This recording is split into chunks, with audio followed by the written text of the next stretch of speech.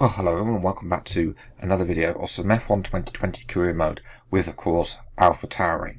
Today we are doing episode number 6 for the Azerbaijan Grand Prix at Baku, going forwards around this track this time because the video I did a couple of days ago, there'll be an I thing in the top right hand corner. We did go round the other way in Alex Albon's Red Bull as well, which in my view, backwards Baku is better than forwards Baku. I mean, it just is. Okay, going down the castle section is a lot more terrifying than going up it. Let me tell you that.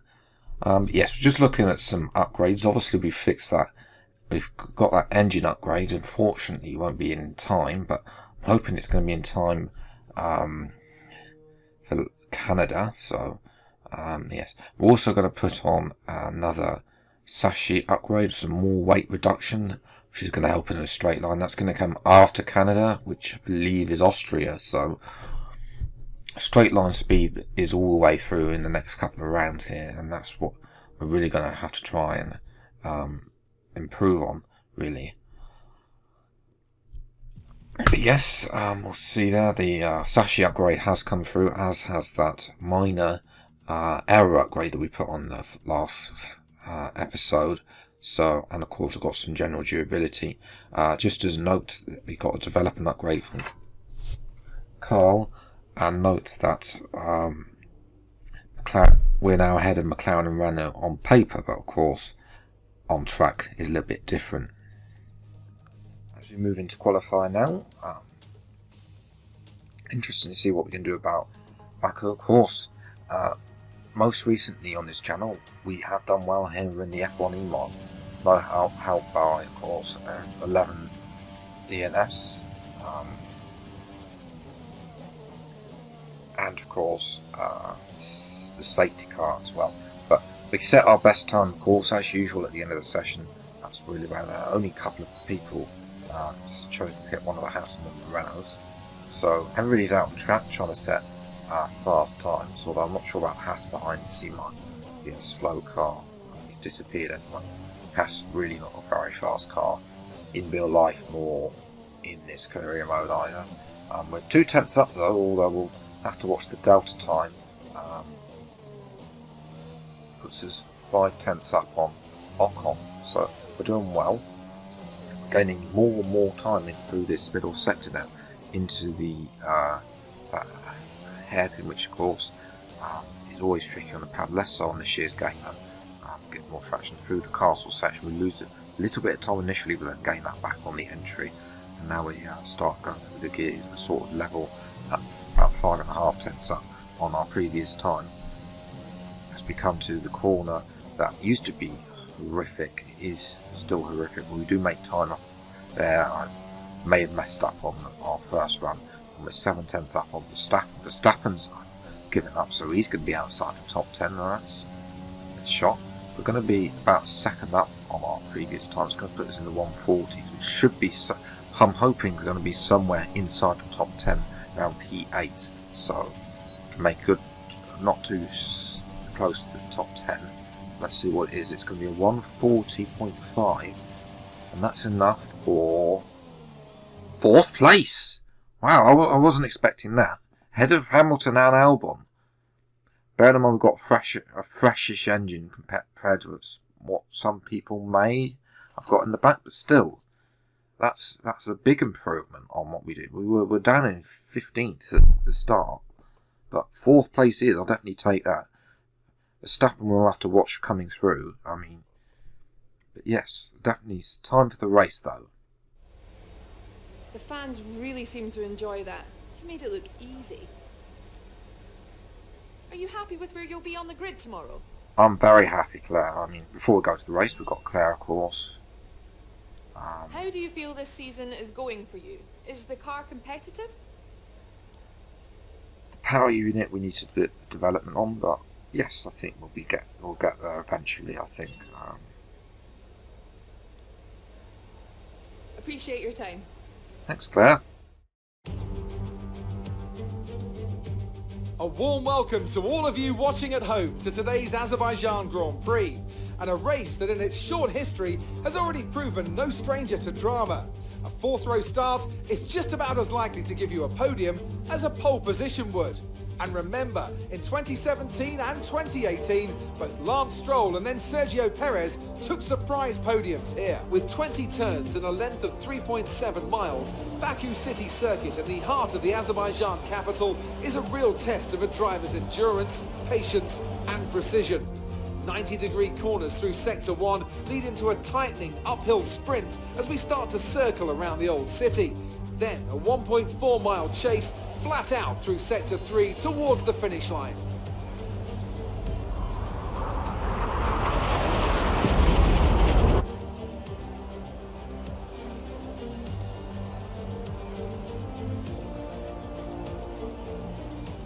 Let's run you through the driver grid order for today's exciting race. Charles Leclerc lines up on pole position and Valtteri Bottas will line up alongside. Looking at the rest of today's grid, we have Vettel and an Alpha Tauri, Alexander Albon and Hamilton, Raikkonen, Perez, Ricciardo and Lance Stroll, Gasly, Norris, Antonio Giovinazzi and Verstappen, Ocon, Sainz, Romain Grosjean and Kevin Magnussen, Russell and Nicholas Latifi.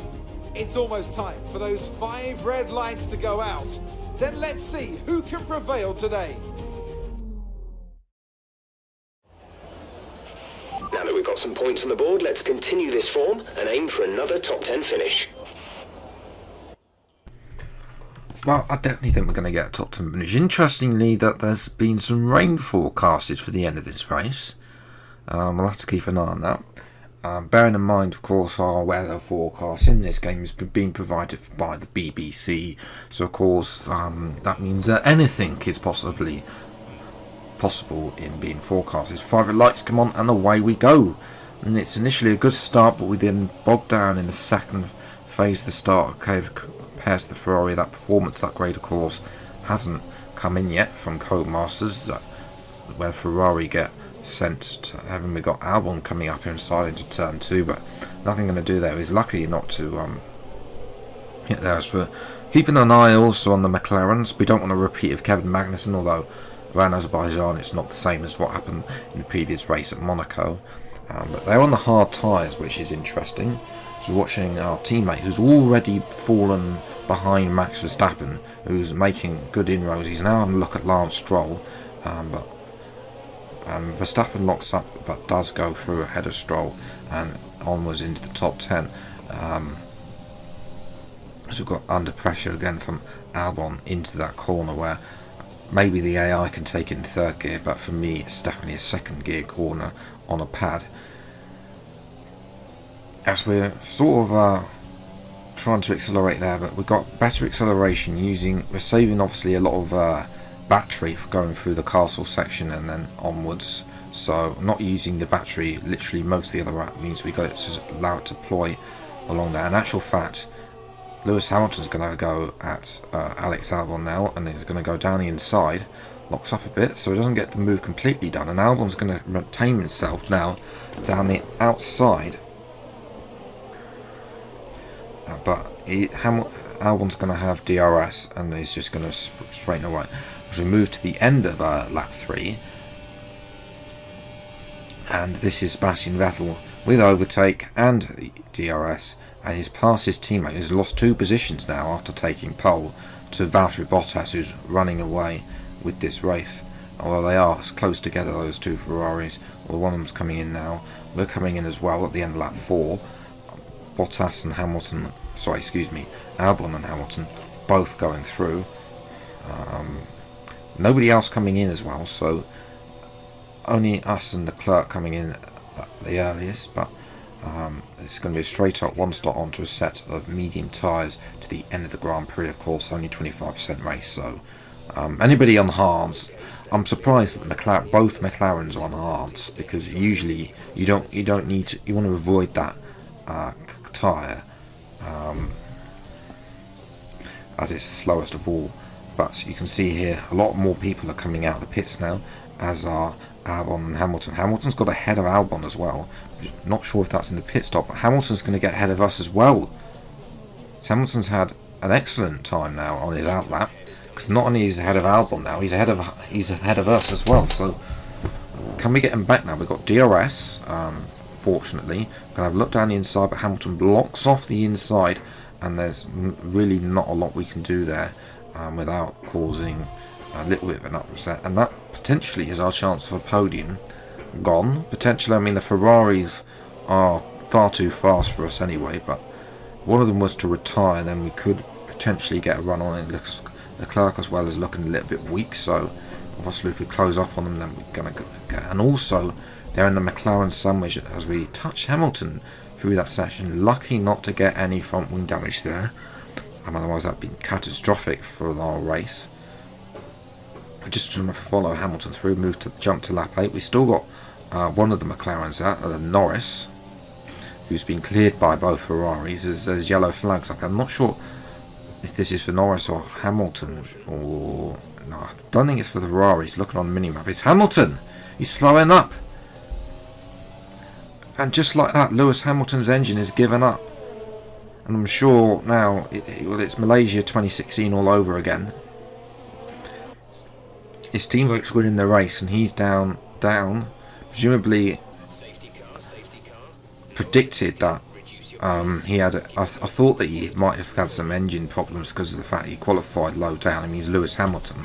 Bottas is way out in front in this race, but the safety car, of course, has been pulled out, as with every retirement in this game so far, which allows, of course, everybody to close up. Max Verstappen is now moved up into 8th place, as of course the safety car is out following us around. It goes a little bit too slowly for me in some of the corners, but like we saw in the F1E mod episode a couple of months ago, the AI do not do well with safety car restarts around Baku.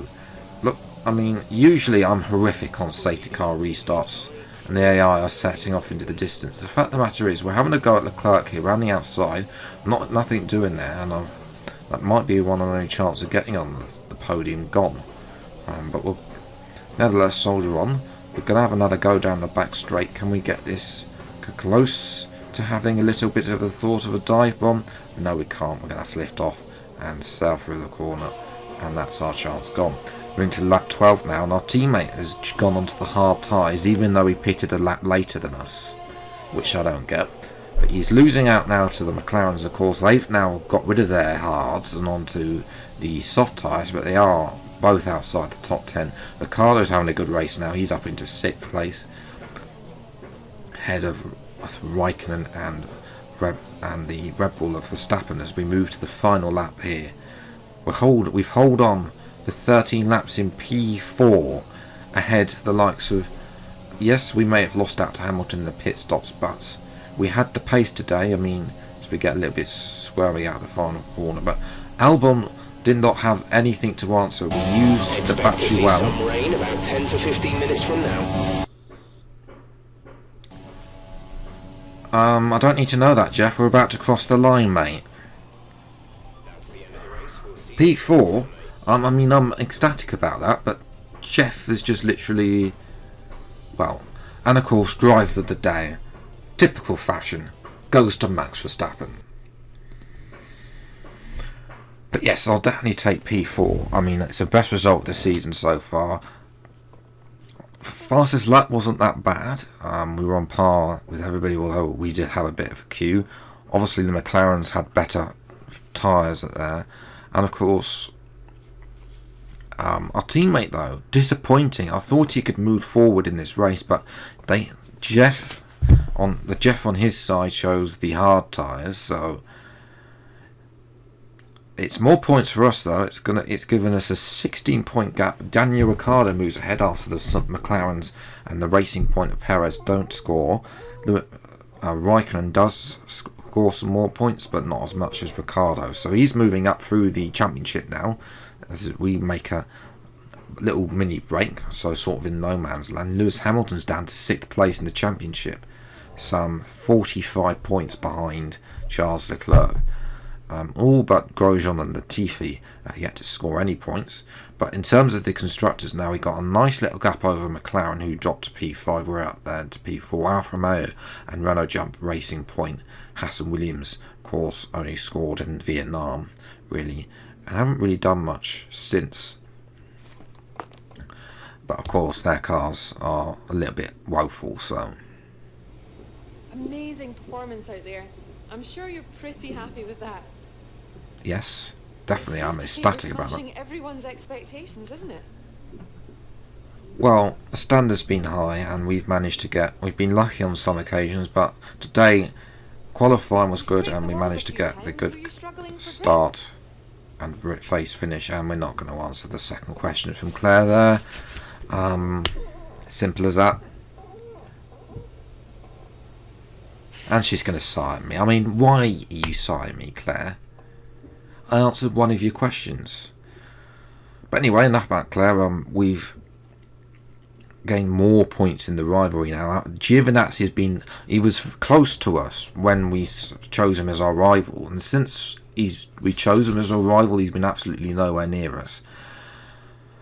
But yes, that's going to be it for there. Obviously our powertrain department is now poor, so bigger chance of failure, but we'll work on that with questions over there. But obviously we're going to have to work. We've now got a chance to work on an engine upgrade, especially the fact we've got Austria to come after Canada, so we'll try and fit one in there and get that on for Austria, and then we should be a little bit more ahead of Red Bull really. In terms of the Sashi's aero side, we're pretty good with that. A couple more upgrades and we'll be ahead on par with Racing Point there, which of course is going to be the aim for as the 5th fastest car on paper. It's going to be the aim, and the 4th fastest Sashi, so we'll definitely do a couple more of these minor upgrades, help with the tyre wear as well, and that's going to give us something a little bit different. Hopefully can get Gasly into the game. We'll also look a bit at durability as well, because durability has been a little bit poor on some of the aspects like the MGH. We did do an ICE upgrade, so durability upgrades, hopefully that's going to help as well. But yes, if you haven't enjoyed this video, then leave a like, subscribe to the channel and you see more episodes of the F1 2020 career mode with Alpha Tauri. Until the next VR6 time, take care, thank you so much for watching, enjoy the rest of your day, and goodbye.